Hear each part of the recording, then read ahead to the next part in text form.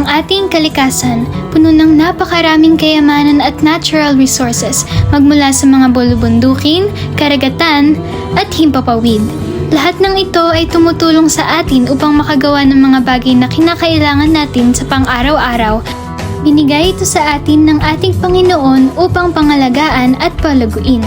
Ngunit, inabuso natin ito. Alam niyo ba na ang isang mapayapang karagatan ay makapagbibigay ng masustansyang pagkain sa 1 bilyon na tao araw-araw habang buhay? Pero ngayon, lahat ng mga ito ay napapatay at nasisira ng mga tinatapon nating basura.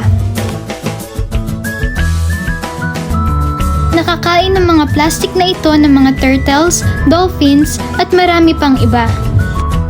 Isa pa sa ating mga problema ay ang patuloy na pag-init ng ating planeta. Ito ay tinatawag na greenhouse effect. Ang mga nagreresulta nito ay ang mga pabrika at mga basurang hindi na-recycled. Sa isang taon, umaabot ng 11 trilyon ng basura ang natatapon natin. Hahayaan na lang ba natin ito? Hahayaan na lang ba natin na kada kakain tayo ay may naiaambag tayo na basura? Hindi. Kung tayo ay gagamit ng mga bagay na reusable at renewable, mababawasan ang kalat ng ating mundo.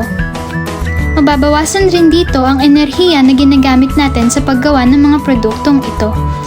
Sa pamamagitan nito ay makakapanguhay tayo ng buhay na mas pollution-free.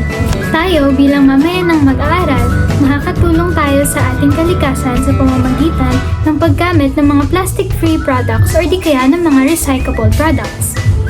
Ito man ay maliliit lamang na bagay, hindi ibig sabihin nito ay hindi na ito makakatulong.